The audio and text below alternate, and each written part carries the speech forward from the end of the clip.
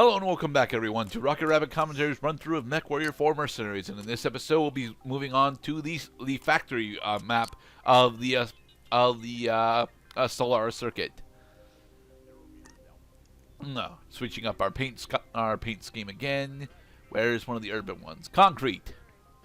See, this is a game. I mean, Spiral Maze works too, but this is a game that relied on posters and billboards to get your media and your advertising across. Little did they realize that in the modern year of our Lord, when we're actually recording this, is that magazines and print media have largely fallen out of the way of marketing schemes these days.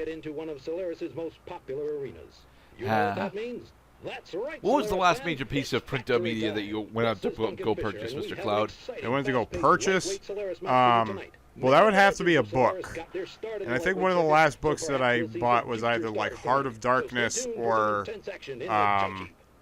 Things Fall Apart. Showtime. Oh, we're doing another contest. Yeah, we're doing it. We're gonna go through the entire light the entire Light Solaris circuit before we're moving on with the story. Well, don't worry, guys. We'll be back to the story stuff next part, but. Welcome back to Max Mech House. Now, Factory is honestly a significantly easier map to do well in over both Jungle and Coliseum, mostly because a majority of the map is actually a flat surface, especially where they decide to spawn us. Coliseum and Jungle tend to end up focusing the end of their matches around the watering holes that they have, whereas Factory ends up focusing its matches towards the end around a couple of major buildings that are just off center. And dang it!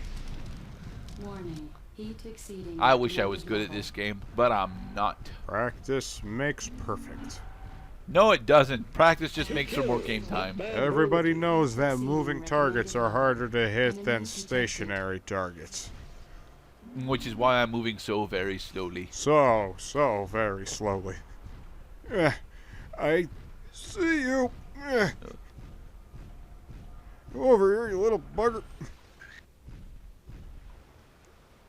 I'm gonna put you in the oven, make you dinner. Come on. Fans sometimes find these light matches hard to follow. Ah, damn. Who got nailed by who? Heck, most of the time you don't recognize any of these names. But that is part of the charm. When I was a kid, I remember seeing some hotshot nobody dominate a season. There we go. But unfortunately, the game cannot hardly have two people talking at once. Alex Haight is running a Cougar with 2 Clan LRM-15s and a Clan LRM-20. He's running a missile pod. His last name is Haight. And I think that was Peter that was just next to him. Come on. Almost there. Look at me when I'm trying to kill you.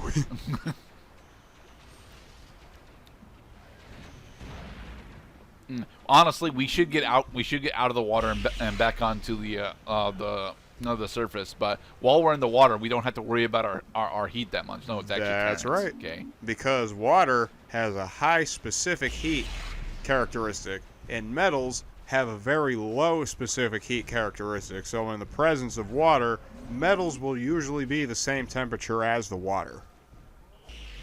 All right, Terrence is mostly dead. He's got his wolfhound is effectively almost totally bleeding, but we're not actually in the water anymore. There. I mean, I gotta say, this is a pretty realistic simulation of free for all, winner take all. If only it wasn't so apparent that these guys are so concentrated. I mean, it's great that they're trying to fight each other because they're supposed to, but they're not fighting you. Which means that while they're ruining each other's health, they're leaving us alone. Yeah, and honestly, we're actually the biggest threat here with our weapon loadout. Specifically because we can't really be hurt by much anything else that these guys are running. Right. Like, I'm seeing small pulse lasers, machine guns, flamers, all this kind of stuff that does effectively negative damage, and we're hitting them with ERPPCs. You know, one of the just statistically best beam-based weapon sets out there. They never saw it coming. Yeah, and we got 5 kills that match. Wow. A sneak from behind victory.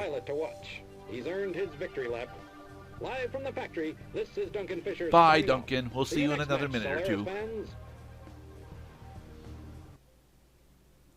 Yeah, you get an additional 200,000 credits for every kill you score in Solaris, which is pretty nice. Oh, quite a little mech economy. They host the matches. The combatants, especially the losers, leave behind the robot parts that they could salvage in order to keep their little warehouse brouhaha going. This is Duncan Fisher, reminding you to dunk your donuts. Yes, always dunk your donuts. And neuter your pets. Unless you have a fishing rod. If you have a fishing rod, you're better off going to a lake. Yes, a lake. It might be frozen over, but you can cut into the ice. Now, did we get lucky on this one? Oh, wow. This is like a real fucking like Roman-style Coliseum kind of thing. Yep. I was hoping... All right, one of the mechanics that can actually happen that did not end up happening for us at all is at the start of the match, you have a relatively 1 in 5 chance of... Oh, shit, one of our We just PTCs took major damage. Yeah, there's a 1 in 5 chance of one of your competitors actually allying with you until it's just you and he are left. Honestly, for Coliseum, it's a thing that I honestly always hope for, and it very rarely happens for Coliseum. That you get a buddy who's not supposed to be your buddy because eventually you have to kill your buddy. Yep. I see. I mean, I could see that, you know, this can get kind of annoying if you have to keep doing it over and over again. Nah. I actually really like a Solaris as a Mechwarrior. I don't think I would like Solaris under BattleTech, but yep, we lost one of our PPCs. Damn it. Alright, so now things have gotten a little bit more dangerous in Rocket Rabbit Land.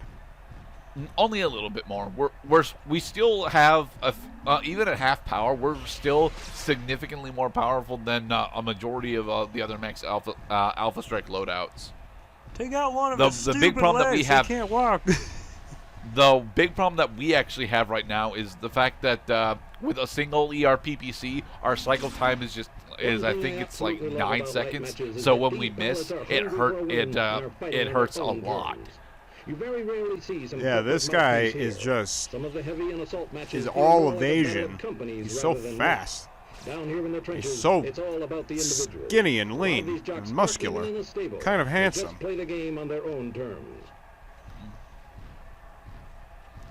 With a single ERPPC, what I should be take the what shot. I should probably be doing is going for headshots, but like Got him. He's taking heavy damage.